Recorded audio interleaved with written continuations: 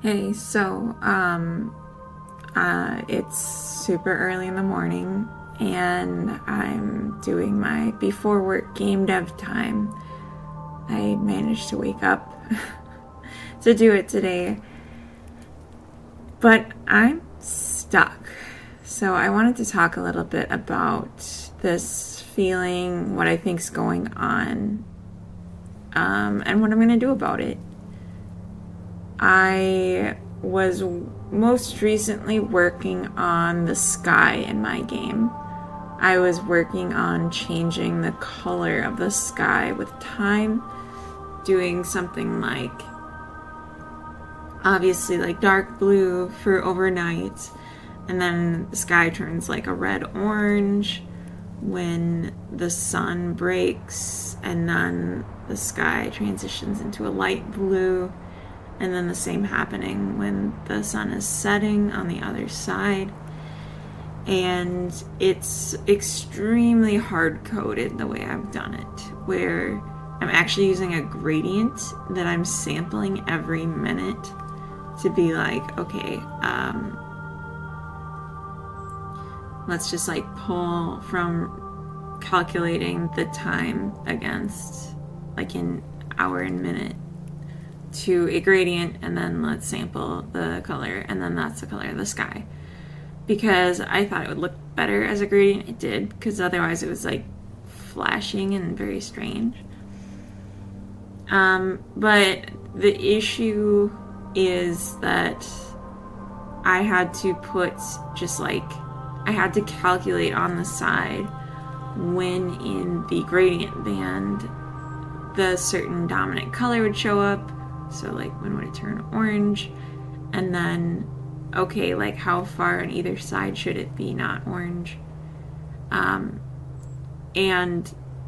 it means that the colors are hard-coded, which means that if I go this route, I can't change the time of day that the sun rises and sets. So, I mean, my game is based in Iceland. You'd think there'd be, for the seasons, an extreme variance of when the sun is rising and setting. So it brings the question, am I gonna have seasons in my game? Are those seasons gonna be accurate to Iceland with the changing sunrise, sunset? Am I gonna have weather? I started to ask myself. And the answer is I can. I absolutely can have those things. And I don't know if I want to. If I had seasons, if I had the sun changing when it rises and when it sets during the day, instead of using a gradient, I would calculate a gradient. I would probably define like the nighttime color, the step to get to orange, because you have to make sure that the gradient transitions around instead of cutting through and turning gray. You don't want a gray sky when it goes to orange. And yeah, then I would just be like, okay, let's calculate a gradient by lerping the color based on the time of day against when the sun should rise. Something like that. I can do that. But yeah, it would, instead of costing memory to have the gradient preset, it would cost processing performance. So it's a trade-off. And it really makes me want to decide, am I going to have seasons? Am I going to have weather? Are the seasons going to be accurate to the time of day? There's a lot of questions I have. I've been looking into animating, and there's this really cool thing that I know we do at my studio for my day job, where when you're animating a character sitting, you have like a basic sitting animation, but then you have like a anchor at the touch points, so like their butt and their back and their feet, that would add to the transitional sit to like make sure that the touch points hit where they're supposed to by the end of the animation. So when you're doing a sit, it like would do an extra pull if the chair is lower and a weaker pull if the chair is higher for the character to sit down and things like that. You know, if I have a sheep petting animation, it would anchor the hand to the sheep, to its head, versus just, you know, miming it and then hoping that it lines up. It's something I did a tiny bit in my game where I just teleport the character to an anchor and like teleport into the sitting animation. But now that I want to have transitions, like you're standing and you go into a sit, you're not just suddenly sitting, I would need to do that in a lot more of a sophisticated way. But then I'm like, should I do it with transitions? Should I do it in a more sophisticated way, or should I just keep it as it is and not complicate things? I think it would look nice if I could get it to work in the more sophisticated way, but it might be not worth the effort and like good enough just to teleport them. But I'm not sure. And so yeah, I'm feeling like there's a lot of things I haven't decided yet about even this visual prototype that I need to probably make decisions on before I just go and start programming these really complicated systems that are going to take a long time. And just like some of them are less complicated, but it's kind of like I need to decide where I'm going and how I'm spending my time with this prototype.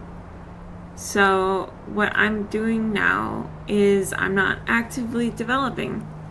I'm looking at inspiration. I'm creating a vision board, and I'm just going to think about what I would want in the game, because yeah, it's a visual prototype. I don't need to make a game now, and so I don't technically need all of the things decided for the game, but I need a general idea of what the game is gonna play like, because it's gonna have a pretty big impact on things like content and animations for my visual prototype. If I'm not gonna really have, you know, interactions with the sheep or anything about leaving the house, like the home plot, I need to put more time into the things that are actually going to be present in the game, right? Like, just keep the set dressing as good enough, do a few tweaks, and focus my energy and my time, my limited time and energy, on making the home more complete, because right now that's nothing. Yeah, the home is just an empty field of grass. I don't have much anything to place. I haven't figured out how to place stuff indoors if I wanted to have some sort of elevation, so I gotta figure that out. So yeah, that's what I'm thinking. That's what I'm working on. I'm trying really hard not to yawn right now, so that's I can't control it so early. Sorry. It's impacting how I talk. I'm trying so hard not to yawn. So yeah, it's something I'm trying to figure out now. It's something I'm thinking through. Just like having a hard, like a firm idea of what the game's gonna look like, how it's gonna play. Doesn't have to be permanent, but just like solid would be good. I'm thinking maybe I should be focusing more on knitting which is like the core gameplay as like a skill to explore is the ability to knit things. And I've been spending a lot of time in the environment, and it's okay. It's not done. But like, what is the game? I should figure that out. I should figure out what I want my characters to look like. They don't even have faces or hair or anything. The clothes is just like the underlayer that one would wear, you know, like a long sleeve shirt and pants or shorts and a camisole to go under whatever else that I haven't made yet. I haven't figured out. So I need to do that stuff. So yeah, that being said, I'm gonna wrap it here because I need to think. I guess I'll just say not all productive work means fingers to keyboard and git commits. Sometimes just like thinking is useful. So yeah, that's what I'm doing today. That's my update, and talk to you later.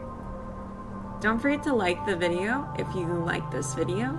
Subscribe if you want to see more from this channel, and I'll see you next time.